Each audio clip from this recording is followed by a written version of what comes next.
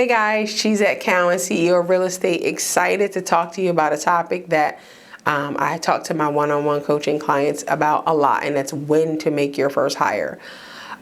This is a topic that a lot of people struggle with because I think a lot of people think when they make money, it's time to hire.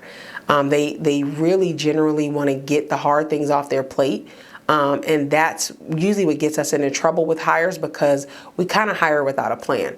I know I have made all of the hiring mistakes in the past, and I'm going to share a little bit about my experiences as well as show you some things that I think you should consider before making your first hire. The first thing is, do you have the efficiencies in your business before the hire? Here's what I mean by that. A lot of times we hire people when there is a system or a tool that can do the thing that we actually need the most. Let me give you an example. A lot of agents, especially agents that are actually lead generating, right? Because my one-on-one coaching clients, they're making money. They know how to run businesses, so they're making money. And now they get to a point where it's like, okay, I'm spending too much time on lead generation, so I don't have time to check my email. So I'm going to hire an assistant so that she can manage my inbox, manage my calendar. Okay, when I say create efficiencies in your business, get a Calendly link. Nobody should have to call you to schedule anything. They should be able to click and you should be able to get a notification and show up to the meeting. That's one efficiency. You don't need to hire a $50,000 employee, pay insurance and everything else to have somebody manage your calendar when Calendly is, I don't know, $10, $12 a month. The other thing that you can do is get a dialer. If you're spending 4 hours on the phone dialing and you're physically dialing, a dialer will cut that time in half by about 25%, so you'll go from 4 to 3. You'll also be able to reach more people in that 3 hours, which means you could potentially increase your income. These are the efficiencies that you should question before you just go hire, because a hire is a dependent to the business, so it's an expense to the business. If our goal is to increase our profit margin, not necessarily do we want to reduce our expenses, but we want to make sure our expenditures are in the right place. And hiring an employee for something that a system or a tool can do is not a good expenditure. And the next thing is you want to create systems before you hire somebody. And here's why. I've had probably 3 or 4 assistants, and I used to hire people and I'm like, what is wrong with them? Why can they not do what I need done? I realized because I didn't create the systems that I need, I was hiring people that they didn't know how to build systems. They knew how to follow systems, but I hadn't had the systems developed.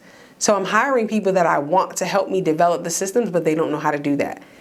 When I made my last hire for my last operations manager, I made sure she was a builder. I made sure she knew how to build stuff because that's an area of weakness for me. I'm a visionary. I see how I want things to be, but I don't necessarily always have every step. I always tell people when you're walking up a mountain, you need 2 people, right? When you're climbing a mountain, right? You're going to have, and when I did my marriage ministry, we kind of likened this to a husband and a wife. You're going to have one that's a visionary, one that's a strategist. I'm a visionary. I'm not a strategist.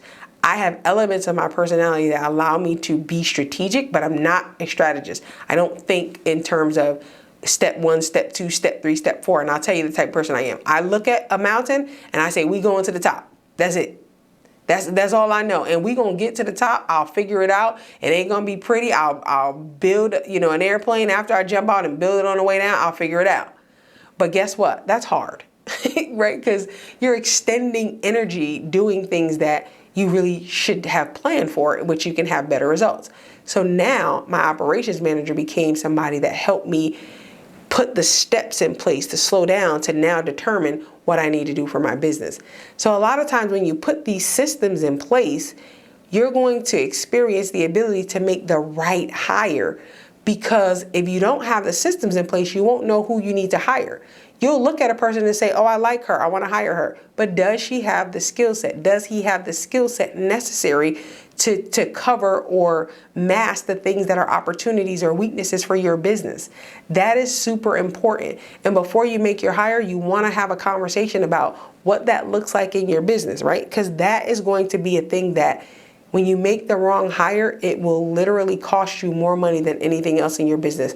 If I had to determine what is the the most costliest mistake an entrepreneur can make? It's the wrong hire. This is why coaching helps you focus on the hiring process. What does that need to look like? Who are you looking for? What is your ideal candidate? How are you conducting interviews? When I did hire my operations manager, I really thought that she was going to take another job. I wanted to hire her so quickly, but I said, you know what, we're going to slow down. The interview process was like a month, and we did 7 different interviews. And I was like, she's going to get tired of me, but I wanted to make sure that I had the right person. When you hire the right person, we call them empire builders. There's a difference between an employee and an empire builder. An employee is going to show up to work and do what you tell them to do. Good job. All you're doing is what I told you to do. And an empire builder is going to see the vision, get involved, and help bring everything forward. So now we're rowing together. The employee, I'm rowing and you're following behind me. The empire builder is rowing with me. The empire builder is rowing with you. You want people in your organization, in your business as a CEO that are empire builders. You want them to be able to have a specific set of skills that they can employ in a leadership and strategic capacity to help you guys together as a collective move the company vision forward. Lastly, you want to create the hiring systems that you're going to need. If you're hiring an assistant, you should not I take that back because I've done this. Don't do this, I guess.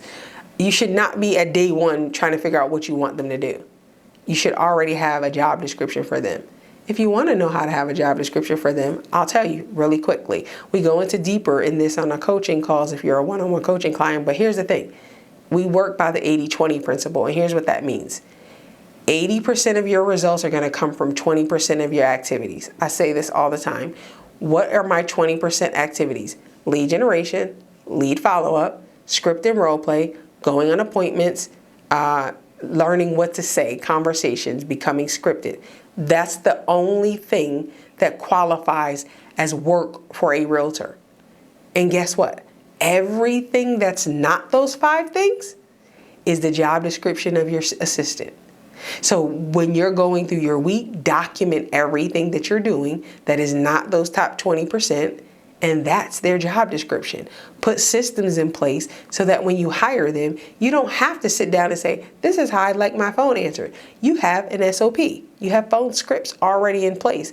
And you have tutorial video walkthroughs on, hey, this is how you answer the phone. Here's the buttons you push. Here's the scripts that I want you to use. Here are the responses I want you to have. So now, because when you hire people, a lot of times people don't tell you this. When you make your first hire, it slows down your business generally by about 20 to 25% because the time that you would spend, going forward in business, you're going to be spending now training with them, answering questions, preparing them.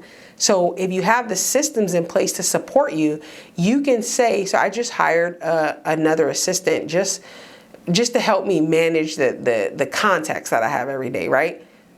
When she came on, I was able to say, hey, here goes some tutorials. Look at all that, do all that, and I'll get with you in 2 hours because I cannot stop my lead generation. That's super important to me. So I just want to tell you, if you are in that position where you feel like you're ready to make your first hire, one-on-one coaching might be for you. It might be worth having somebody look at your business, look at your systems, look at how you're going to develop your new hire, your talent, so to speak. And then here's the other part. The hiring process is a whole nother thing. I go into that in a deep way with my one-on-one coaching clients. So I invite you to click that link and inquire today.